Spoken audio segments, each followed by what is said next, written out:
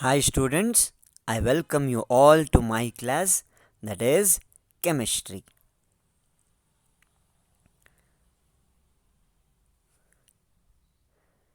In the previous class, we studied about physical properties of metals and non-metals. Is it not? Okay. And this class we are going to learn chemical properties. For that, I need you to write some points in your book. ಇವತ್ತು ನಾವು chemical properties ಬಗ್ಗೆ ನೋಡ್ತೀವಿ. ನೀವು ರಿಯಾಕ್ಷನ್ಸ್ನ ಮತ್ತು ಹೆಡ್ಡಿಂಗ್ಸ್ನ ಬುಕ್ಕಲ್ಲಿ ಬರೀಬೇಕು. Okay, so book pen ready ಇಟ್ಕೊಳ್ಳಿ. So ಅಷ್ಟೊತ್ತು ತನಕ ಹಿಂದಿನ ಕ್ಲಾಸಲ್ಲಿ ಏನೇನು ಓದಿದ್ವಿ ಅಂತ ಒಮ್ಮೆ ನೋಡೋಣ. In the chapter of metals and non metals we studied physical properties of metals, that is, usually metals are solids except mercury, and metals are usually hard except alkaline metals like sodium, lithium, potassium, etc. Then metals have a natural shine called luster, and metals can be made into sheet, but soft metals cannot be made into sheet. Then metals can be made into wire, that is called ductile.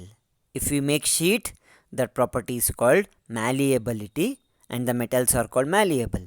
And if we can make that metal into thin wire, that is called ductility. Property is called ductility, and those metals are called ductile. Next, metals have high melting and boiling point, but there are some metals like gallium, cesium, they have low melting point. Metals are good conductor of heat, that means they pass heat from one part to another part. Okay, because they won't melt, so what happens? They won't melt easily, so they transfer the heat from one region to another region. Metals are good conductor of electricity, and metals produce a ringing sound called sonorous sound. Later we learnt about non-metals that they are slightly opposite. They are non-lustrous, but iodine and graphite shine. Non-metals may be solids, liquids and gases. There is only one liquid non-metal, that is bromine. Then next, non-metals cannot be made into wire, they are non-ductile, they cannot be made into sheet, they are not malleable, and they are bad conductors of heat, and they are also bad conductor of electricity. But there is an exception, that is graphite. You know your pencil lead is made up of graphite, not pure graphite, but it will be mixed with clay or wax. So the pure graphite is a good conductor of electricity, and it is from the element carbon.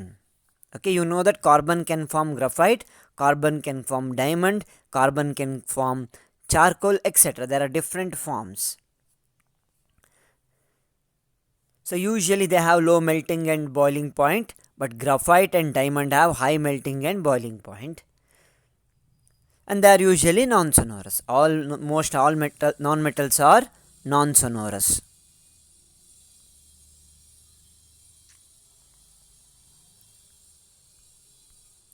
So today's topics.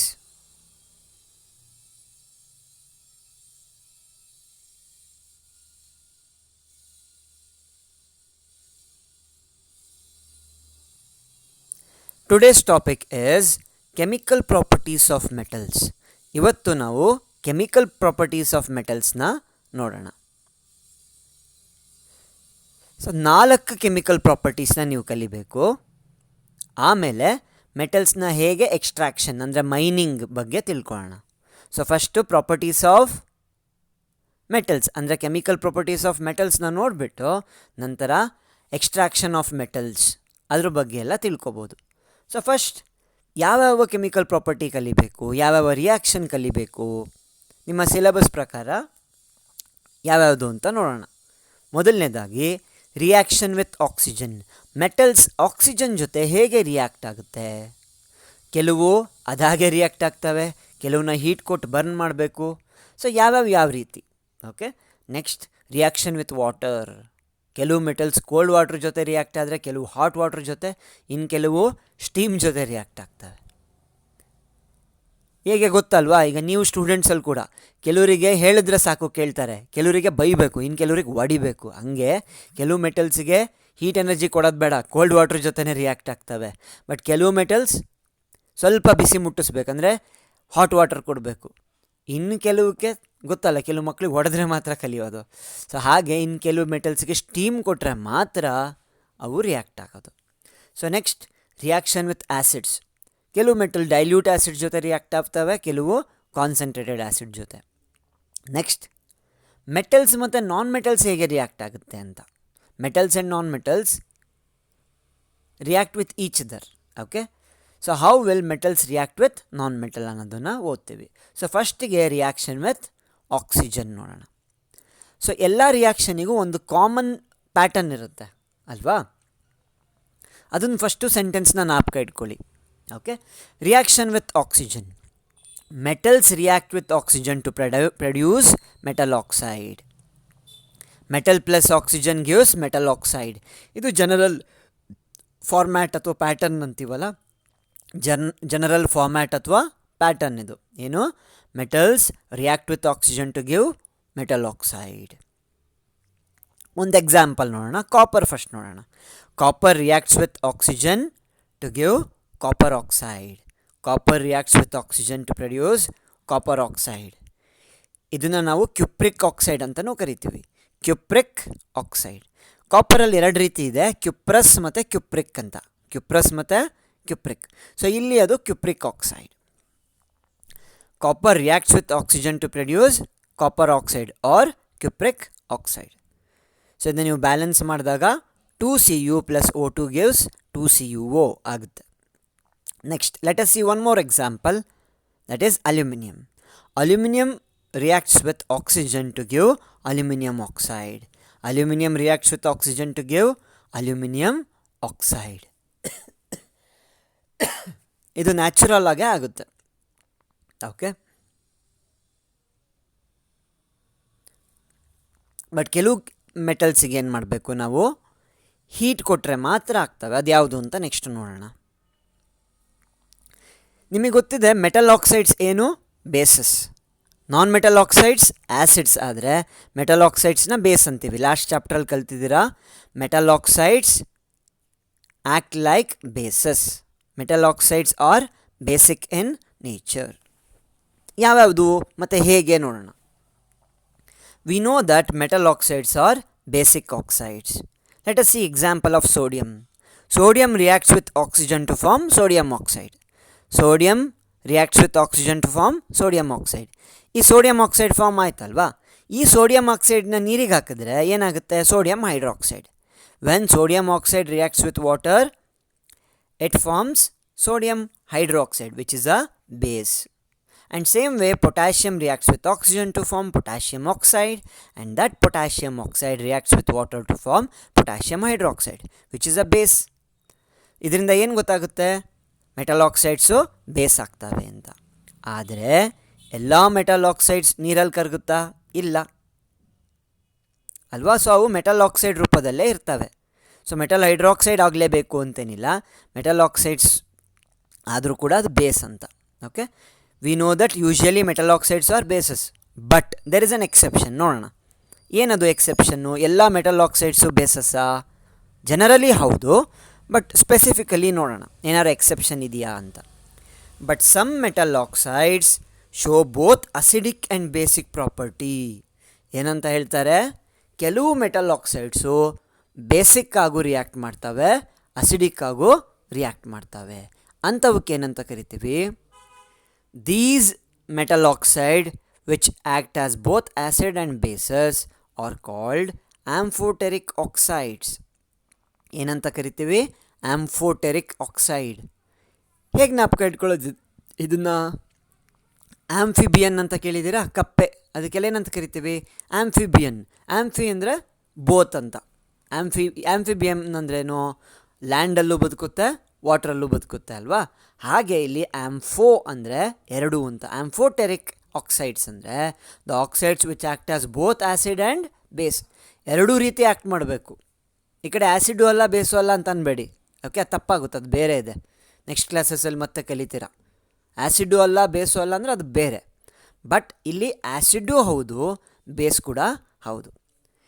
The metal oxides which act as both acid and a base is called amphoteric oxide. ಯಾವ್ಯಾವುದು ಅಂತ example ನೋಡೋಣ. Aluminium oxide, zinc oxide, ಈ ರೀತಿ ತುಂಬ ಇದೆ. 2 example ಸಾಕು. Aluminium oxide ಮತ್ತು zinc ಆಕ್ಸೈಡ್ನ ನಾವು ಆಂಫೋಟೆರಿಕ್ ಆಕ್ಸೈಡ್ಸ್ ಅಂತ ಕರಿತೀವಿ. ಯಾಕೆ ನೋಡೋಣ. ಈ ರಿಯಾಕ್ಷನ್ ನೋಡೋ ಮುಂಚೆ ಒಂದು ಕಾನ್ಸೆಪ್ಟನ್ನ ರೀಕಾಲ್ ಮಾಡ್ಕೋಬೇಕು. Acid plus base gives salt plus water. Acid plus base gives salt plus water. Okay, ಯಾವುದಾರೋ ಒಂದು ಸಬ್ಸ್ಟೆನ್ಸ್ ಆ್ಯಸಿಡ್ ಜೊತೆ ರಿಯಾಕ್ಟ್ ಆಗಿ ಅದು ಸಾಲ್ಟ್ ಪ್ಲಸ್ ವಾಟರ್ ಕೊಟ್ಟರೆ, ಮತ್ತೆ ಹೇಳ್ತೀನಿ, ಯಾವುದಾರೋ ಒಂದು ಸಬ್ಸ್ಟೆನ್ಸ್ ಆ್ಯಸಿಡ್ ಜೊತೆ ರಿಯಾಕ್ಟ್ ಆಗಿ ಸಾಲ್ಟ್ ಪ್ಲಸ್ ವಾಟರ್ ಕೊಟ್ಟರೆ ಅದು ಬೇಸ್ ಆಗಿರಬೇಕು ತಾನೆ. ಯಾಕಂದರೆ ಆ್ಯಸಿಡ್ ಪ್ಲಸ್ ಬೇಸ್ ತಾನೇ ಸಾಲ್ಟ್ ಪ್ಲಸ್ ವಾಟರ್ ಕೊಡೋದು. ಈಗ ನೋಡೋಣ. ಅಲ್ಯೂಮಿನಿಯಂ ಆಕ್ಸೈಡ್ ಅಂದರೆ Al2O3. Al2O3 ಅಲ್ಯೂಮಿನಿಯಂ ಆಕ್ಸೈಡಲ್ಲಿ ತುಂಬ ರೀತಿ ಇದೆ. AlO ಇದೆ, ಬೇರೆ ಬೇರೆ ಇದೆ. Al2O ಆ ರೀತಿ ಎಲ್ಲ ಇದೆ. ಬಟ್ Al2O3 ಒಂದು ಸ್ವಲ್ಪ ಸ್ಟೇಬಲ್ ಮತ್ತು ಕಾಮನ್ ಆಕ್ಸೈಡ್. ಓಕೆ, Al2O3ನೇ ಬರೀರಿ. ಇದು HCl ಅನ್ನೋ ಆ್ಯಸಿಡ್ ಜೊತೆ ರಿಯಾಕ್ಟ್ ಆಗುತ್ತೆ. Aluminium oxide reacts with an acid called HCl. ಈಗೇನಾಗ್ತಿದೆ? It produces a salt called aluminium chloride, AlCl3 and water. I repeat, aluminum oxide reacts with an acid called HCl and produces a salt called aluminum chloride and water. ಈ reaction ನೋಡಿದ್ರೆ ನಿಮಗೇನು ಗೊತ್ತಾಗುತ್ತೆ? Aluminium oxide base ಆಗಿರಲೇಬೇಕು. ಯಾಕೆಂದರೆ ಅದು acid ಜೊತೆ react ಆದಾಗ salt plus water ಮಾತ್ರ ಕೊಡ್ತಾ ಇದೆ. ಸೊ ಆ್ಯಸಿಡ್ ಜೊತೆ ಸಾಲ್ಟ್ ಮತ್ತು ವಾಟರ್ನ ಕೊಡೋದು ಯಾವುದು? ಬೇಸ್ ತಾನೆ. ಸೊ ಏನಂತ ಗೊತ್ತಾಗುತ್ತೆ? ಅಲ್ಯೂಮಿನಿಯಂ ಆಕ್ಸೈಡ್ ಇಲ್ಲಿ ಬೇಸಿಕ್ ಆಗಿ ತೋರಿಸ್ತಾ ಇದೆ. ಹೌದಾ? ಹಾಗಾದ್ರೆ ಇನ್ನೊಂದು ರಿಯಾಕ್ಷನ್ ನೋಡೋಣ. ಸೆಕೆಂಡ್ ರಿಯಾಕ್ಷನ್, ಲಾಸ್ಟ್ ರಿಯಾಕ್ಷನ್ ಇದೆ ಅಲ್ವಲ್ಲಿ ಕೆಳಗೆ ಕಾಣಿಸ್ತಿದೆಯಾ? ಅಸಿಡಿಕ್ ಅಂತ ಬರ್ದಿದ್ದೀನಿ, ಅದನ್ನ ನೋಡೋಣ. Aluminium oxide reacts with a base called sodium hydroxide. Aluminium oxide reacts with a base called sodium hydroxide. ಈ ಅಲ್ಯೂಮಿನಿಯಂ ಆಕ್ಸೈಡ್ ಇದೆಯಲ್ಲ, ಅದು ಬೇಸ್ ಜೊತೆ ರಿಯಾಕ್ಟ್ ಆಗ್ತಿದೆ. ಹಿಂದಿನ ರಿಯಾಕ್ಷನಲ್ಲಿ ಏನು ಜೊತೆ ರಿಯಾಕ್ಟ್ ಆಗಿತ್ತು? ಆ್ಯಸಿಡ್ ಜೊತೆ ರಿಯಾಕ್ಟ್ ಆಗಿ ಸಾಲ್ಟ್ ಮತ್ತು ವಾಟರ್ ಕೊಡ್ತು. ಈ ರಿಯಾಕ್ಷನಲ್ಲಿ ಏನಾದ್ರು ಅದು ಬೇಸ್ ಜೊತೆನೂ ಸಾಲ್ಟ್ ಮತ್ತು ವಾಟರ್ ಕೊಟ್ಟರೆ ಅದು ಅಸಿಡಿಕ್ಕೂ ಹೌದು, ಬೇಸಿಕ್ಕೂ ಹೌದು ಅಲ್ವಾ? ನೋಡೋಣ. Aluminium oxide reacts with a base called sodium hydroxide to produce a salt called sodium aluminate, NaAlO2. NaAlO2, that is sodium aluminate, which is a salt, and then water. ಇಲ್ಲೂ ಕೂಡ ಅದು ಸಾಲ್ಟ್ ಮತ್ತು ವಾಟರ್ನ ಪ್ರೊಡ್ಯೂಸ್ ಮಾಡ್ತಿದೆ. So in this reaction aluminium oxide is acting as an acid because it produces salt and water with base. ಯಾವುದಾದ್ರು substance base ಜೊತೆ salt ಮತ್ತು water ಕೊಟ್ಟರೆ, if any substance produces salt and water with base, that is called acid. ಹೌದಾ? ಹಿಂದಿನ ರಿಯಾಕ್ಷನಲ್ಲಿ ಅದು acid ಜೊತೆ react ಆಗಿ base ಅಂತ ಪ್ರೂವ್ ಮಾಡ್ತು. ಈ ರಿಯಾಕ್ಷನ್ನಲ್ಲಿ ಬೇಸ್ ಜೊತೆ ರಿಯಾಕ್ಟ್ ಮಾಡಿ ಆ್ಯಸಿಡ್ ಅಂತ ಪ್ರೂವ್ ಮಾಡ್ತು. ಯಾಕೆಂದರೆ ಎರಡೂ ಕಡೆ ಸಾಲ್ಟ್ ಮತ್ತು ವಾಟರ್ ಪ್ರೊಡ್ಯೂಸ್ ಆಯಿತು. So that proves that aluminium oxide is a amphoteric oxide. Aluminium oxide amphoteric oxide ಅಂತ ಪ್ರೂವ್ ಆಯಿತು. ಬೇಕಾದ್ರೆ ನೀವು ಜಿಂಕ್ ಆಕ್ಸೈಡ್ ಜೊತೆನೂ ಟ್ರೈ ಮಾಡ್ಬೋದು. ಏನು ಬರುತ್ತೆ? Zinc oxide plus HCl, zinc chloride plus water. Zinc oxide plus HCl gives zinc chloride plus water. ಅದೇ ರೀತಿ zinc oxide plus NaOH, zinc oxide reacts with sodium hydroxide to give sodium zincate. ಹೇಗೆ sodium aluminate ಬಂದಿತ್ತು ಅದೇ ರೀತಿ sodium zincate plus water ಬರುತ್ತೆ. Okay, NaZnO2 ಬರುತ್ತೆ.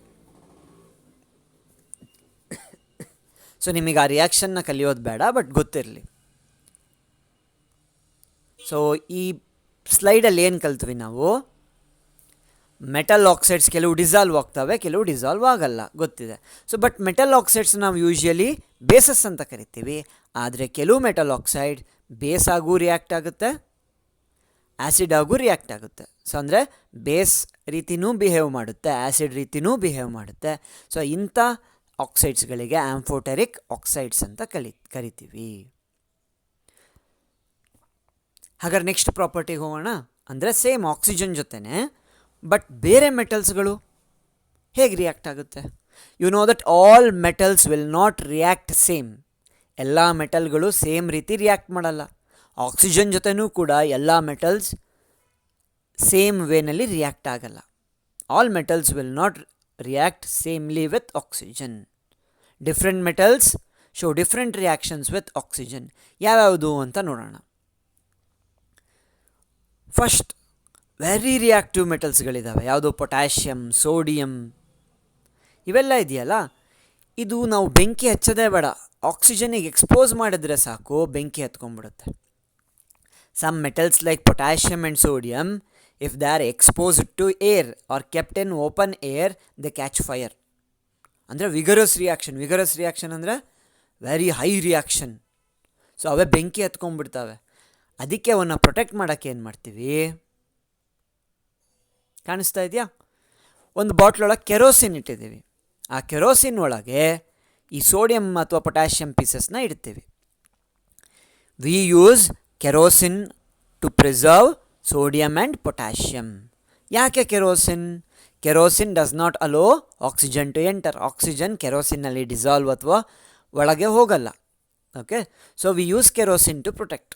ಬೇರೆ ಬೇರೆ ಲಿಕ್ವಿಡ್ಸ್ ಇದ್ದಾವೆ, but kerosene easy and cheaper ಅಲ್ವಾ? ಬಟ್ ಸ್ವಲ್ಪ ಕೇರ್ಫುಲ್ ಆಗಿರಬೇಕು. ಬೆಂಕಿ ಅದರ ಹತ್ರ ತಂದರೆ ಕೆರೋಸಿನ್ನು ಹತ್ಕೊಂಡು ಸೋಡಿಯಮ್ಮು ಹತ್ಕೊಂಡು ಬಸ್ಟ್ ಆಗಿಬಿಡುತ್ತೆ. Kerosene is use to preserve sodium and potassium to avoid catching fire with oxygen. Next ಇನ್ಯಾವ ಮೆಟಲ್ಸ್ ಯಾವ ರೀತಿ? Copper does not produce copper oxide when it is heated. ಅಂದರೆ ಕಾಪರ್ನ ತಗೊಂಡೋಗಿ ನೀವು ಬೆಂಕಿಗೆ ಹಿಡಿದ್ರೂ ಕೂಡ ಅದು ಬರ್ನ್ ಆಗಲ್ಲ. ಓಕೆ, ಬರ್ನ್ ಆಗೋದೇ ಇಲ್ಲ. ಬಟ್ ಆ layer of black copper oxide form ಆಗುತ್ತೆ. ಸೊ ಕಾಪರ್ನ ನೀವು ಬೆಂಕಿಗೆ ಹಿಡಿದ್ರೆ ಅದು ಹತ್ತು ಉರಿಯಲ್ಲ, ಆದರೆ ಆ ಕಾಪರ್ ಸುತ್ತ ಬ್ಲ್ಯಾಕ್ ಕೋಟಿಂಗ್ ಫಾರ್ಮ್ ಆಗುತ್ತೆ. ಅದೇ ಏನು? Copper oxide. ಅದರಿಂದ ಏನು ಪ್ರೂವ್ ಆಯಿತು? Metal with oxygen produce metal oxide. Sodium ಆಗಲಿ, ಪೊಟ್ಯಾಷಿಯಮ್ ಆಗಲಿ, ಕಾಪರ್ ಆಗಲಿ ಬೇರೆ ಬೇರೆ ರೀತಿ ರಿಯಾಕ್ಟ್ ಆಗ್ಬೋದು, ಬಟ್ ಪ್ರಾಡಕ್ಟ್ ಏನು? ಕಾಪರ್ ಆಕ್ಸೈಡೇ, ಸೋಡಿಯಂ ಆಕ್ಸೈಡೇ, ಪೊಟ್ಯಾಷಿಯಮ್ ಆಕ್ಸೈಡ್. ಅರ್ಥ ಆಗ್ತಿದೆಯಾ? All metals produce metal oxide ಅಂತ. ಬಟ್ ಅಯನ್ನ ನೀವು ಹಚ್ಚಿದ್ರೆ, ಬೆಂಕಿಗೆ ಹಿಡಿದ್ರೆ ಅಷ್ಟು ಈಸಿಯಾಗಿ ಅಯನ್ ಆಕ್ಸೈಡ್ ಪ್ರೊಡ್ಯೂಸ್ ಆಗಲ್ಲ. Iron does not burn in flame to produce iron oxide easily. ಯಾಕೆ ಅಂದರೆ ಅಯನ್ ತುಂಬ ಹಾರ್ಡ್ ಮೆಟೀರಿಯಲ್, ಅದರ ಮಾಲಿಕ್ಯೂಲ್ಸು ತುಂಬ ಟೈಟಾಗಿ ಒಳಗಿರ್ತಾವಲ್ವಾ, ಮಾಲಿಕ್ಯೂಲ್ಸ್ ಬೈಂಡ್ ಆಗಿರುತ್ತೆ ಒಳಗೆ ಟೈಟಾಗಿ. ಸೊ ನಾವು ಬೆಂಕಿಗೆ ಹಿಡಿದಾಗ ಒಳಗಿನ ಪಾರ್ಟಿಕಲ್ಸ್ ರಿಯಾಕ್ಟ್ ಆಗಲ್ಲ. ಅದೇ ನಾವು ಅದನ್ನು ಪೌಡರ್ ಮಾಡಿ iron filings, if we powder the iron into iron filings, FiLinGs ಅಥವಾ FiLLinGs ಅಂತ ಬರೀತಾರೆ. FiLinGs is correct. So iron filings ಇರುತ್ತಲ್ಲ, ಅಂದರೆ ಪೌಡರ್, ಅಯನ್ ಪೌಡರ್ನ ನಾವೇನಾರೋ ಬೆಂಕಿಗೆ ಎಸೆದ್ರೆ, ಇಲ್ಲಿ ನೋಡಿ. ಬಟ್ ಯಾವತ್ತೂ ನಿಮ್ಮ ಲ್ಯಾಬಲ್ಲಿ ಈ ಥರ ಮಾಡಬೇಡಿ, ಡೇಂಜರಸ್. ಇದಕ್ಕೆ ಸ್ಪೆಷಲ್ ಬನ್ಸನ್ ಬರ್ನರ್ ಇರುತ್ತೆ. ನಮ್ಮ ಬನ್ಸನ್ ಬರ್ನರ್ ಒಳಗೆ ಹಾಕಿದರೆ ಅದು ಬ್ಲಾಕ್ ಆಗಿ ಬಸ್ಟ್ ಆಗಿಬಿಡುತ್ತೆ. So high flame Bunsen burners ಬರ್ತವೆ. ಅದಕ್ಕೆ ನಾವೇನಾರೋ ಈ ಅಯನ್ ಪೌಡರ್ ಇದೆಯಲ್ಲ, ಅಯನ್ ಫಿಲ್ಲಿಂಗ್ಸ್ನ ಎರ್ಚಿದ್ರೆ, ಅಂದರೆ ಸ್ಪ್ರಿಂಕಲ್ ಮಾಡಿದ್ರೆ ಏನಾಗುತ್ತೆ? ಅದು ಕ್ಯಾಚ್ ಆಗುತ್ತೆ. ಯಾಕೆಂದರೆ ಅಯನ್ ಪೌಡರಲ್ಲಿ ಮಾಲಿಕ್ಯೂಲ್ಸ್ ಈಸಿಯಾಗಿ ಎಕ್ಸ್ಪೋಸ್ ಆಗಿರುತ್ತೆ, ಬಟ್ ಇಡೀ ಅಯನ್ ಪೀಸಲ್ಲಿ ಎಕ್ಸ್ಪೋಸ್ ಆಗಿರಲ್ಲ. Okay, iron filings burn vigorously ಅಂದರೆ ಭಗ ಅಂತ ಹತ್ಕೊಂಡು ಉರಿದು ಬಿಡೋದು. ಫಾಸ್ಟ್ ರಿಯಾಕ್ಷನಿಗೆ ನಾವು ವಿಗರಸ್ ರಿಯಾಕ್ಷನ್ ಅಂತೀವಿ. Iron filings burn vigorously when sprinkled in flame.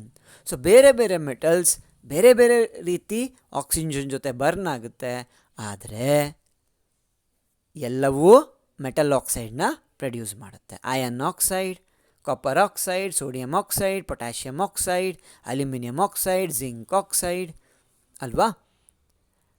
ಗೊತ್ತಾಯ್ತಾ? ಇನ್ನೂ ಕೆಲವಿದ್ದಾವೆ, ಅವು ಸ್ವಲ್ಪ ಕಷ್ಟ ರಿಯಾಕ್ಟ್ ಆಗೋದು. ಅದು ಯಾವ್ಯಾವು ಏನೇನು ನೋಡೋಣ.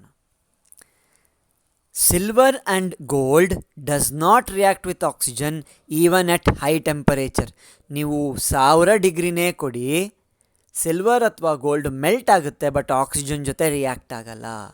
Metals like silver, gold, platinum does not reacts with oxygen even at high temperature. ನೀವು ಎಷ್ಟೇ ಬಿಸಿ ಕೊಡಿ ಅವು ರಿಯಾಕ್ಟೇ ಆಗಲ್ಲ. ಸಿಲ್ವರ್, ಗೋಲ್ಡ್, ಪ್ಲಾಟಿನಮ್ ಇನ್ನೂ ಕೆಲವು ಇದ್ದಾವೆ. ಅರ್ಥ ಆಗ್ತಿದೆಯಾ? ಸೊ ಇವು ರಿಯಾಕ್ಟೇ ಆಗಲ್ಲ ಆಕ್ಸಿಜನ್ ಜೊತೆ. ಅಂದರೆ ಸಿಲ್ವರ್ ಆಕ್ಸೈಡ್, ಗೋಲ್ಡ್ ಆಕ್ಸೈಡ್ ಸಿಗಲ್ಲ ನಿಮಗೆ ಈ ರಿಯಾಕ್ಷನ್ನಲ್ಲಿ. ನೆಕ್ಸ್ಟ್ ಹಾಗಾದರೆ ಕೆಲವು ಮೆಟಲ್ಸ್ಗಳು ನಾವು ನಾರ್ಮಲಾಗಿ ಹಾಗೆ ಇಟ್ಟರೆ, ನೀವು ಹೊಸ ಅಲ್ಯೂಮಿನಿಯಂ ತಂದು ಮನೇಲಿಡಿ ಅಥವಾ ಮ್ಯಾಗ್ನೀಷಿಯಮ್ ಇಡಿ, ಜಿಂಕ್ ಇಡಿ, ಲೆಡ್ ಇಡಿ, ಅದ್ರ ಸುತ್ತ ಒಂದು ಸಣ್ಣ ತೆಳು ಲೇಯರ್ ಆಗಿ, ಸ್ವಲ್ಪ ಡಲ್ ಲೇಯರ್ ಆಗಿ ಇರುತ್ತೆ. ಅಂದರೆ ಅವನ್ನ ನಾವು ಅಟ್ಮಾಸ್ಫಿಯರಲ್ಲಿ ಇಟ್ಟರೆ ಸಾಕು ಕೋಟ್ ಆಗಿಬಿಡ್ತವೆ. ಹೇಗೆ ಅಯನ್ ರಸ್ಟ್ ಆಗುತ್ತಲ್ವ, ಆ ರೀತಿ magnesium, aluminium, zinc and lead forms an oxide layer over it. ಅದರಿಂದ ಏನಾಗುತ್ತೆ ಸರ್, ವೇಸ್ಟ್ ಅಲ್ವಾ ಅಂದರೆ ವೇಸ್ಟ್ ಆಗಲ್ಲ. ಯಾಕೆ ಅಂದರೆ ಮೊದಲಿನ ಲೇಯರ್ ಅಂದರೆ ಹೊರಗಿನ ಲೇಯರು ಆಕ್ಸೈಡಿಂದ ಕೋಟ್ ಆಗಿಬಿಟ್ರೆ ಒಳಗಿನ ಲೇಯರ್ ಪ್ರೊಟೆಕ್ಟ್ ಆಗುತ್ತಲ್ವ. I repeat again, magnesium, aluminum, zinc, lead and other metals form a oxide layer around it. So further oxidation does not occur. ಹೊರಗಿನ ಲೇಯರ್ ಆಕ್ಸೈಡ್ ಲೇಯರ್ ಆಗಿರೋದ್ರಿಂದ ಒಳಗಿನ ಮೆಟಲ್ ಪ್ಯೂರ್ ಮೆಟಲ್ ಆಗೇ ಉಳಿಯುತ್ತೆ. Okay, ಇದನ್ನು ನಾವೇನಂತ ಕರಿತೀವಿ, self protecting metals. These metals which form a oxide layer around it, so they prevent further oxidation. I repeat, metals like aluminum, zinc, magnesium form a thin layer of oxide around it, so preventing further oxidation, so protect the internal metal. So these metals are called self-protecting metals. ಅರ್ಥ ಆಗ್ತಿದೆಯಾ? But ಮನುಷ್ಯ ಏನು ಮಾಡ್ತಾನೆ, ಇದೇ ಪ್ರಾಪರ್ಟಿನ use ಮಾಡಿಕೊಂಡು ಆ ಮೆಟಲ್ಸ್ನ ತುಂಬ ವರ್ಷ ಬಾಳೋ ಹಾಗೆ ಮಾಡೋಕ್ಕೆ ಥಿಕ್ ಲೇಯರ್ ಫಾರ್ಮ್ ಮಾಡ್ತಾನೆ. ಹೇಗೆ? ಅಲ್ಯೂಮಿನಿಯಂ, ಯು ನೋ ದಟ್ ಅಲ್ಯೂಮಿನಿಯಂನ ಯೂಸ್ ಮಾಡಿ artificial silver, artificial silver coating ಅಂತ ಎಲ್ಲ ಮಾಡ್ತಾರಲ್ವ. ಅಲ್ಯೂಮಿನಿಯಂನ ನಾವು ಸಿಲ್ವರ್ ರೀತಿ ಯೂಸ್ ಮಾಡೋ, ಅಂದರೆ ಡೆಕೋರೇಷನ್ನಿಗೆ. ಸಿಲ್ವರ್ ಯೂಸ್ ಮಾಡೋಕ್ಕಾಗಲ್ಲ, ಕಾಸ್ಟ್ಲಿ. ಸೊ ಅದಕ್ಕೆ ಅಲ್ಯೂಮಿನಿಯಮ್ಮಲ್ಲೇ ಆ ಥರ ಆರ್ನಮೆಂಟ್ಸು, ಡೆಕೋರೇಟಿವ್ ಡಾಲ್ಸು, ಡೆಕೋರೇಟಿವ್ ಐಟಮ್ಸ್ನ ಮಾಡ್ತಾರೆ, ಹೌದಾ? ಆದರೆ ಅದು ಬೇಗ ಹಾಳಾಗಬಾರ್ದಲ್ವ, ಅದಕ್ಕೆ ಏನು ಮಾಡ್ತಾರೆ, ನಿಮಗೆ ಗೊತ್ತಿದೆ aluminium is also a protective metal. ತಾನೇ ಅದ್ರ ಸುತ್ತ ಒಂದು ಕೋಟ್ ಮಾಡ್ಕೊಳ್ಳುತ್ತೆ. ಆದರೆ ಆ ಕೋಟ್ ತಿನ್ನಿರುತ್ತೆ, ಬಟ್ ತುಂಬ ವರ್ಷ ಬದುಕಬೇಕು ಅಂದರೆ ಆ ಕೋಟ್ನ ತಿಕ್ ಮಾಡಿ ಅದಕ್ಕೆ ಪಾಲಿಷ್ ಕೊಡ್ತಾರೆ. ಹೆಂಗೆ ಅಂದರೆ ಸಿಲ್ವರ್ ತಲೆ ಮೇಲೆ ಹೊಡಿಬೇಕು, ಅಷ್ಟು ಶೈನ್. ನೀವು ನೋಡಿದ್ದೀರಾ ಅಲ್ಯೂಮಿನಿಯಂ ಫಾಯಿಲ್ ಎಲ್ಲ ಹೆಂಗಿರುತ್ತೆ ಅಲ್ವಾ? ಹೇಗೆ ಅಂದರೆ, ನೀವು ಎಲೆಕ್ಟ್ರೋಲಿಸಿಸ್ ಅನ್ನೋ ಕಾನ್ಸೆಪ್ಟ್ ಓದಿದ್ದೀರಾ. What is electrolysis? Passing electric current ಅಲ್ವಾ? ಒಂದು ಲಿಕ್ವಿಡ್ ಒಂದು ಸೊಲ್ಯೂಷನ್ ಮೂಲಕ ಎಲೆಕ್ಟ್ರಿಕ್ ಕರೆಂಟ್ನ ಪಾಸ್ ಮಾಡ್ತೀವಿ. ಆ ಸೊಲ್ಯೂಷನ್ನ ನಾವು ಎಲೆಕ್ಟ್ರೋಲೈಟ್ ಅಂತ ಕರಿತೀವಿ. The solution used in electrolysis is called electrolyte. ಹಾಗೆ ಎರಡು ಎಲೆಕ್ಟ್ರೋಡ್ಸ್ನ ಯೂಸ್ ಮಾಡ್ತೀವಿ, ಯಾಕೆಂದರೆ ಒಂದು ಪಾಸಿಟಿವ್ ಒಂದು ನೆಗೆಟಿವ್ ಬೇಕಲ್ವಾ ಕರೆಂಟ್ ಪಾಸ್ ಆಗೋಕ್ಕೆ. ಸೊ ಪಾಸಿಟಿವ್ನ ನಾವು ಆ್ಯನೋಡ್ ಅಂತ ಕರಿತೀವಿ, ನೆಗೆಟಿವ್ನ ನಾವು ಕ್ಯಾಥೋಡ್ ಅಂತ ಕರಿತೀವಿ ಅಲ್ವಾ? ಸೊ ಈ ಥರ ಎಲೆಕ್ಟ್ರೋಲಿಸಿಸ್ ಮಾಡಬೇಕಾದ್ರೆ ಆ್ಯನೋಡ್ ಜಾಗದಲ್ಲಿ ಅಲ್ಯೂಮಿನಿಯಂ ಇಡ್ತಾರೆ. ಮತ್ತೊಮ್ಮೆ ಹೇಳ್ತೀನಿ, again I'll repeat, in the process of electrolysis we need a solution called electrolyte which carries current. The solution which carries current is called electrolyte, and we need one positive and one negative terminal. They are called electrodes. ಎರಡು electrode ಬೇಕು.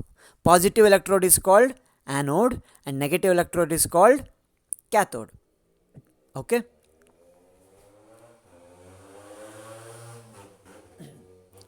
So what we do electrolysis by using aluminum as anode. ಅಲ್ಯೂಮಿನಿಯಮ್ನ anode ಆಗಿ use ಮಾಡ್ತೀವಿ. Cathode ಇನ್ನೊಂದೇನಾರೋ use ಮಾಡ್ಬೋದು.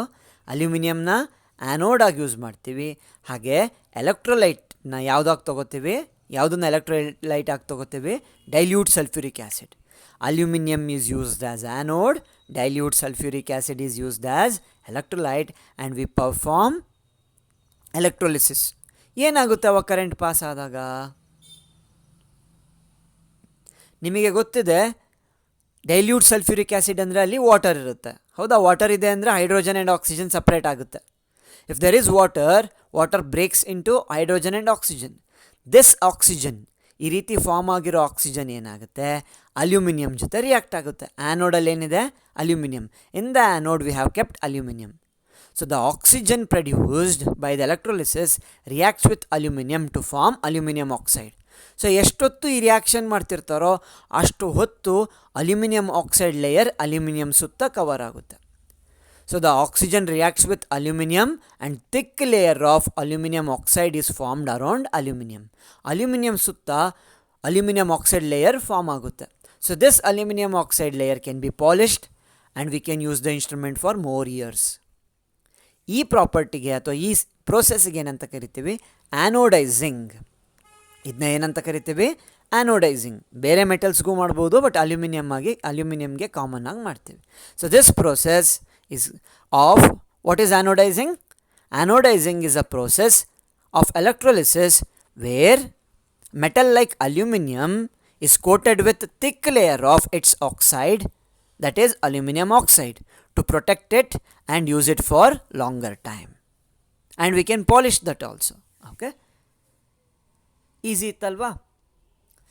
ಈಗ ಹಾಗಾದರೆ ನಮ್ಮ ನೆಕ್ಸ್ಟ್ ರಿಯಾಕ್ಷನಿಗೆ ಹೋಗೋಣ. Reaction with water.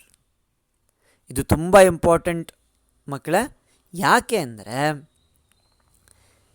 Reaction with oxygen ಕಲ್ತ್ವಿ ಅಲ್ಲ, ಬಟ್ ಅಲ್ಲಿ ಯಾವುದು ಸ್ಟ್ರಾಂಗ್ ಮೆಟಲ್ ಯಾವುದು ವೀಕ್ ಮೆಟಲ್ ಅನ್ನೋದು ಗೊತ್ತಾಗಲ್ಲ. ಯಾಕಂದರೆ ಎಲ್ಲ ಮೆಟಲ್ಸು ಆಕ್ಸಿಜನ್ ಜೊತೆ ರಿಯಾಕ್ಟ್ ಆಗಲ್ಲ, ಒಂದೇ ರೀತಿ ರಿಯಾಕ್ಟ್ ಆಗಲ್ಲ. ಸೊ ಇನ್ನೊಂದೆರಡು ರಿಯಾಕ್ಷನ್ ಮಾಡಿದ್ರೆ ನಮಗೆ ಗೊತ್ತಾಗುತ್ತೆ ಯಾವುದು ಹೈ ರಿಯಾಕ್ಟಿವ್, ಯಾವುದು ಲೋ ರಿಯಾಕ್ಟಿವ್. ಅದಕ್ಕೆ ನಾವು ಆಕ್ಸಿಜನ್ ಜೊತೆ, ವಾಟರ್ ಜೊತೆ, ಆ್ಯಸಿಡ್ ಜೊತೆ ಎಲ್ಲ ರಿಯಾಕ್ಟ್ ಮಾಡಿ ಯಾವುದು ಜಾಸ್ತಿ ರಿಯಾಕ್ಟಿವ್, ಯಾವುದು ಲೆಸ್ ರಿಯಾಕ್ಟಿವ್ ಅಂತ ಕಂಡುಹಿಡ್ಕೋತೀವಿ. ಅದನ್ನು ನೀವು ನೆಕ್ಸ್ಟ್ ಕ್ಲಾಸಲ್ಲಿ ರಿಯಾಕ್ಟಿವಿಟಿ ಆಫ್ ಮೆಟಲ್ಸ್, ಅಂದರೆ ಯಾವ ಮೆಟಲ್ ತುಂಬ ರಿಯಾಕ್ಟಿವ್, ಯಾವುದೋ ಮೆಟಲ್ ಲೆಸ್ ರಿಯಾಕ್ಟಿವ್ ಅಂತ ನೋಡ್ತೀವಿ. ಅದಕ್ಕೋಸ್ಕರ ನಾವು ಇಷ್ಟೆಲ್ಲ ಕಲಿಬೇಕು. ಸೊ ಬೇರೆ ಬೇರೆ ರಿಯಾಕ್ಷನ್ನಲ್ಲಿ ಕಲಿತು ಒಂದು ಕಾಮನ್ನ ತೊಗೊಂಡು ಇದು ರಿಯಾಕ್ಟಿವ್, ಇದು ಲೆಸ್ ರಿಯಾಕ್ಟಿವ್ ಅಂತ ನಾವು ಲಿಸ್ಟ್ ಮಾಡಬೇಕು. ಅದು ತುಂಬ ಇಂಪಾರ್ಟೆಂಟ್. ನಿಮ್ಮ ಪಿ ಯು ಸಿಗೆ ರಿಯಾಕ್ಟಿವಿಟಿ ಸೀರೀಸ್, ಅಂದರೆ ಯಾವುದು ತುಂಬ ರಿಯಾಕ್ಟಿವ್, ಯಾವುದು ಲೆಸ್ ರಿಯಾಕ್ಟಿವ್, ಆ ಚಾರ್ಟ್ ಕಲಿಬೇಕಾಗುತ್ತೆ. ಸೊ ಈ ವರ್ಷನೇ ನೀವು ಕಲ್ತ್ಕೊಂಡು ಹೋದರೆ ನೆಕ್ಸ್ಟ್ ಪಿ ಯು ಸಿಲಿ ಈಸಿ ಆಗುತ್ತೆ. Reaction with water. Metals react with water to form metal oxide and hydrogen. ಹಿಂದಿನ ರಿಯಾಕ್ಷನಲ್ಲಿ ಏನಾಗಿತ್ತು ಮಕ್ಕಳೇ? Metals react with oxygen to produce metal oxide ಅಲ್ವಾ? ಆ ಆಕ್ಸಿಜನ್ ಬದಲು ವಾಟರ್ ಹಾಕಿದ್ರೆ ಏನಾಗುತ್ತೆ? Metal oxide. ನೋಡಿ, ಆಕ್ಸಿಜನ್ ಯಾವುದ್ರ ಜೊತೆ ಹೋಗುತ್ತೆ? ಮೆಟಲ್ ಜೊತೆ, ಮೆಟಲ್ ಆಕ್ಸೈಡ್ ಆಯಿತು. ಆದರೆ ವಾಟರಲ್ಲಿ ಏನಿದೆ? ಹೈಡ್ರೋಜನ್ ಕೂಡ ಇದೆ. ಸೊ ಏನು ಪ್ರೊಡ್ಯೂಸ್ ಆಗಬೇಕು? Metal plus water gives metal oxide and hydrogen. ಯಾಕೆ ಅಂದರೆ ವಾಟರಲ್ಲಿ ಹೈಡ್ರೋಜನ್ನು ಇದೆ, ಆಕ್ಸಿಜನ್ನು ಇದೆ. ಸೊ ಆಕ್ಸಿಜನ್ ಮೆಟಲ್ಸ್ ಜೊತೆ ರಿಯಾಕ್ಟ್ ಆಗಿ ಮೆಟಲ್ ಆಕ್ಸೈಡ್ ಆಗುತ್ತೆ, ಹೈಡ್ರೋಜನ್ ಗ್ಯಾಸ್ ಲಿಬ್ರೇಟ್ ಆಗುತ್ತೆ. When metal reacts with water the produce metal oxide and hydrogen because water has both hydrogen and oxygen. Oxygen reacts with metal to form metal oxide, whereas hydrogen escapes. Okay, ನಮಗೆ ಗೊತ್ತಿದೆ metal oxide produce ಆಗುತ್ತೆ ಅಂತ. But we know that some metal oxides are insoluble, some metal oxides are soluble. Insoluble ಇದ್ರೆ ಏನಾಗುತ್ತೆ? Metal oxide ಹಾಗೇ ಉಳಿಯುತ್ತೆ, hydrogen escape ಆಗುತ್ತೆ. ಮತ್ತೊಮ್ಮೆ ಹೇಳ್ತೀನಿ, if the metal oxides are insoluble they remain like that itself and hydrogen escapes. ಅಕಸ್ಮಾತ್ ಆ metal oxides ಏನಾದ್ರು ಸಾಲ್ಯುಬಲ್ ಆಗಿದ್ರೆ ವಾಟರಲ್ಲಿ, if the metal oxides are soluble ಏನಾಗುತ್ತೆ ನೋಡೋಣ. ನಿಮಗೆ ಗೊತ್ತಿದೆ ಎಲ್ಲ ವಾಟರು ಹೈಡ್ರೋಜನ್ ಆಕ್ಸಿಜನ್ ಆಗಿ ಸಪ್ರೇಟ್ ಆಗಲ್ಲ, ಕೆಲವು ವಾಟರ್ ಉಳಿದಿರುತ್ತೆ. Some amount of water will be remaining ಅಲ್ವಾ. ಈ ಮೆಟಲ್ ಆಕ್ಸೈಡ್ ಇರುತ್ತಲ್ಲ, that dissolves with water. You know some metal oxide dissolve with water. So if the metal oxide dissolves with water ಏನಾಗುತ್ತೆ? They produce metal hydroxide and hydrogen. Hydrogen ಹಿಂದಿನ ರಿಯಾಕ್ಷನಲ್ಲಿ produce ಆಗಿತ್ತಲ್ಲ, ಅದೇ ಇರುತ್ತೆ, ಮತ್ತೇನಾಗಲ್ಲ. Okay, ಅರ್ಥ ಆಗ್ತಿದೆಯಾ? ನಾವು ಯಾಕೆ ಮತ್ತೆ ಬರಿತಾ ಇದ್ದೀವಿ ಅಂದರೆ, if the metal oxides are insoluble they remain like that, but if the metal oxides are soluble they react with water to form metal hydroxide. So ನಿಮಗೆ ಗೊತ್ತಿರಲಿ, metal plus water metal oxide form ಆಗುತ್ತೆ with hydrogen. But if that metal oxide is soluble they form metal hydroxide. ಅದೇ metal oxide ಇದ್ದಿದ್ದು metal hydroxide ಆಗುತ್ತೆ soluble ಆಗೋದಿದ್ರೆ. So ಎರಡು ರೀತಿ product ಬರ್ಬೋದು, ಐದರ್ ಮೆಟಲ್ ಆಕ್ಸೈಡ್ ಬರ್ಬೋದು, ಇಲ್ಲ ಮೆಟಲ್ ಹೈಡ್ರಾಕ್ಸೈಡ್ ಬರ್ಬೋದು. ಅರ್ಥ ಆಗ್ತಿದೆಯಾ? ಒಂದೇ ರಿಯಾಕ್ಷನಲ್ಲಿ ಬರ್ದಿಲ್ಲ ನಾವು ಆರ್ ಅಂತ. Some metals form metal oxide but some metals form metal hydroxide, because those metal oxides will dissolve in water. But hydrogen produce ಆಗೇ ಆಗುತ್ತೆ. All metals produce hydrogen with water if they react. So diagram beautiful ಆಗಿದೆ ಗೊತ್ತು, ಅದಕ್ಕೆ ಆಮೇಲೆ ತೋರಿಸ್ತೀನಿ. First reaction ನೋಡ್ಬಿಡೋಣ.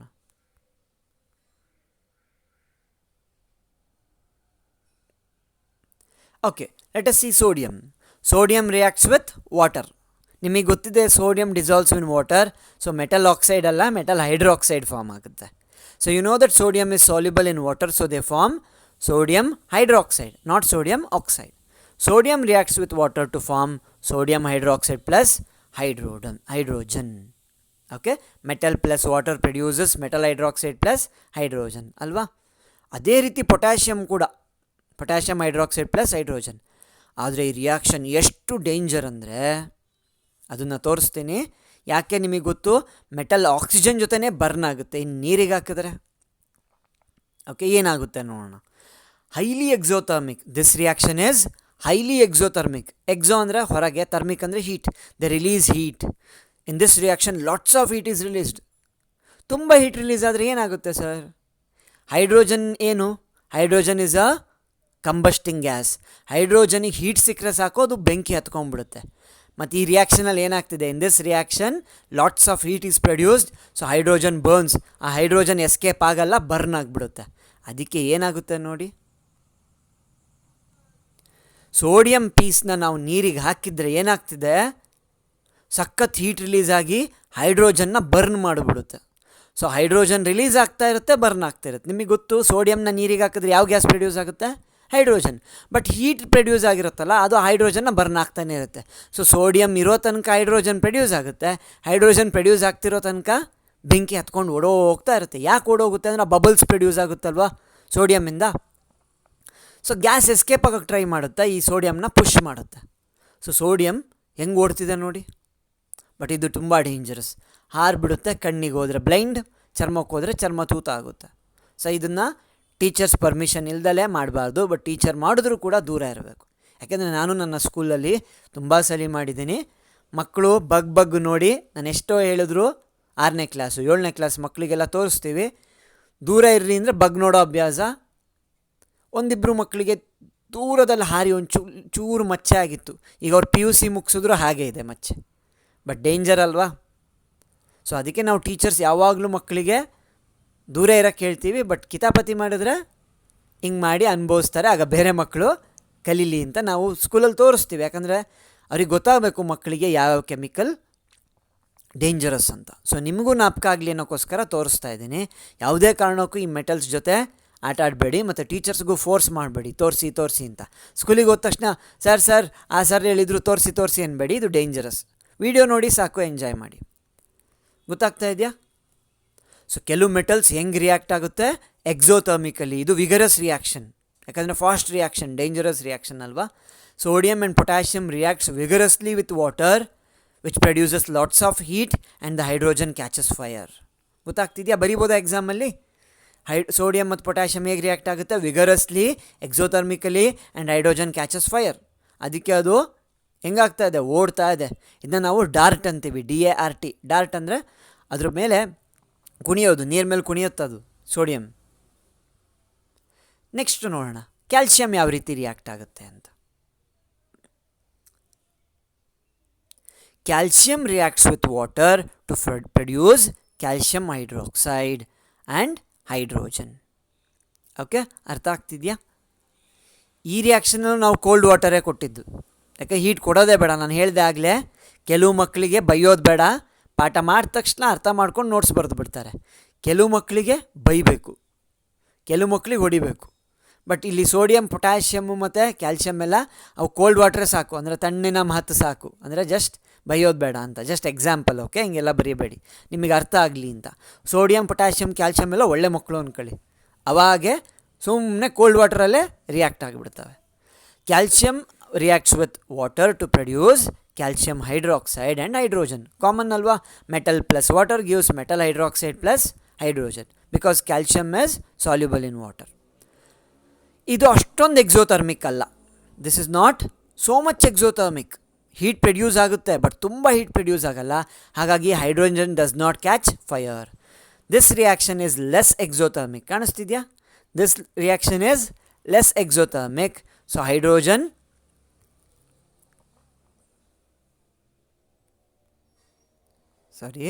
Doesn't catch fire, does not catches the fire. ಆದರೆ heat produce ಆಗೇ ಆಗುತ್ತಲ್ವಾ? So ಏನಾಗುತ್ತೆ ನೋಡೋಣ. ಮೆಗ್ನೀಷಿಯಮಲ್ಲೂ ಕೂಡ ಅದೇ ರೀತಿ. ಓಕೆ, ಮೆಗ್ನೀಷಿಯಮ್ ಮತ್ತು ಕ್ಯಾಲ್ಸಿಯಂ ಸೇಮ್ ಆಗಿ ರಿಯಾಕ್ಟ್ ಆಗುತ್ತೆ. ಆದರೆ ಮೆಗ್ನೀಷಿಯಮ್ಮಿಗೆ ಹಾಟ್ ವಾಟರ್ ಬೇಕು, ಸ್ವಲ್ಪ ಬೈದರೆ ಮಾತ್ರ ಕೇಳೋದದು, ಸ್ವಲ್ಪ ಡಲ್ ಅಂದ್ಕೊಳ್ಳಿ. ಬಟ್ ಕ್ಯಾಲ್ಸಿಯಂ ಕೋಲ್ಡ್ ವಾಟರಲ್ಲಿ ರಿಯಾಕ್ಟ್ ಆಗುತ್ತೆ, ಬಟ್ ರಿಯಾಕ್ಷನ್ ಸೇಮ್. ಸೊ ಏನಾಗುತ್ತೆ ನೋಡಿ, ನಿಮಗಲ್ಲಿ ಕ್ಯಾಲ್ಸಿಯಂ ಟ್ಯಾಬ್ಲೆಟ್ ಕಾಣ್ತಿದೆಯಾ? ವೈಟ್ ಕಲರು ಒಂದು ಪೀಸ್ ಕಾಣಿಸ್ತಾ ಇದೆಯಾ ನೋಡಿ? ತುಂಬ ಹೊತ್ತು ಟೈಮ್ ತೊಗೋಬೋದು ಕಾಣಿಸೋಕ್ಕೆ, ಬಟ್ ನೋಡಿ, ನೀರಿನ ಲೇಯರ್ ಕೆಳಗೆ ಒಂದು ಟ್ಯಾಬ್ಲೆಟ್ ಥರ ಒಂದು ವೈಟ್ ಚಾಕ್ ಪೀಸ್ ಥರ ಸಣ್ಣ ಪೀಸ್ ಒದಾಡ್ತಾ ಇದೆ ಅಲ್ವಾ? ಅದೇನು ಅಂದರೆ, what is that you see? Can you see a piece of white calcium swimming near the surface, is it not? That is because when you put calcium to water, it produces heat. When you put calcium to water, it produces heat and hydrogen. Heat ಮತ್ತು hydrogen produce ಆಗುತ್ತೆ. ಅದಕ್ಕೆ ಗುಳ್ಳೆ ಹೆಂಗೆ ಬರ್ತಿದೆ? ಹೊಗೆನೂ ಮತ್ತು ಗುಳ್ಳೆ ಎರಡೂ ಬರ್ತಾ ಇದೆ ಅಲ್ವಾ? ಆದರೆ ತುಂಬ ಹೀಟ್ ಪ್ರೊಡ್ಯೂಸ್ ಆಗ್ತಿಲ್ಲ. It does not produce very much heat like sodium and potassium. So it doesn't catch fire. So ಬೆಂಕಿ ಹತ್ತಲ್ಲ. ಬಟ್ ಏನಾಗುತ್ತೆ, hydrogen carries the calcium to the top. ನೀವು ಕೇಳ್ಬೋದು, ಸರ್ ಕ್ಯಾಲ್ಸಿಯಮ್ ಸಾಲಿಡ್ ತಾನೆ, ಅದೇನಷ್ಟು ಕರಗೋದು ಇಲ್ಲ, ಯಾಕೆ ಕೆಳಗೆ ಹೋಗ್ತಿಲ್ಲ ಅಂದರೆ, ಈ ಹೈಡ್ರೋಜನ್ ಬಬಲ್ಸ್ ಇದೆಯಲ್ಲ ಅದೇನು ಮಾಡುತ್ತೆ, ಕ್ಯಾಲ್ಸಿಯಮ್ನ ಮೇಲೆ ಎತ್ಕೊಂಬರುತ್ತೆ. ಮೆಗ್ನೀಷಿಯಮ್ ಕೂಡ ಮೇಲೆ ಫ್ಲೋಟ್ ಆಗುತ್ತೆ. Why does calcium and magnesium float in water ಅಂತ ಕೇಳಿದರೆ, because the hydrogen which is produced, hydrogen is lighter. You know that lighter bubbles of hydrogen carry magnesium and calcium to the surface. ಅದಕ್ಕೆ ಮೇಲೆ float ಆಗ್ತಾ ಇರುತ್ತೆ. ಇಲ್ಲಿ ನೋಡಿ, bubbles of words ಕಾಣಿಸ್ತಿದೆಯಾ? Bubbles of hydrogen carry calcium to the surface. Bubbles of hydrogen carry calcium to the surface. ಮೆಗ್ನೀಷಿಯಮ್ನೂ ಕೂಡ, but ಇಲ್ಲಿ ಬರೀಬೇಕಾದ್ರೆ ಅದು ಕ್ಯಾಲ್ಸಿಯಮ್ ಆಗಿಬಿಟ್ಟಿದೆ ಮಕ್ಕಳೇ, sorry, magnesium. So bubbles of hydrogen carry magnesium and calcium to the surface. But heat ತುಂಬ ಇದ್ದಿದ್ರೆ ಬೆಂಕಿ ಹತ್ಕೊಳ್ಳೋದು, but heat is less, so they do not catch fire. But both are exothermic. ಇದು ಕೂಡ exothermic. But magnesium hot water ಜೊತೆ react ಆಗುತ್ತೆ, ಆದರೆ calcium, sodium, potassium cold water ಜೊತೆ ರಿಯಾಕ್ಟ್ ಆಗುತ್ತೆ.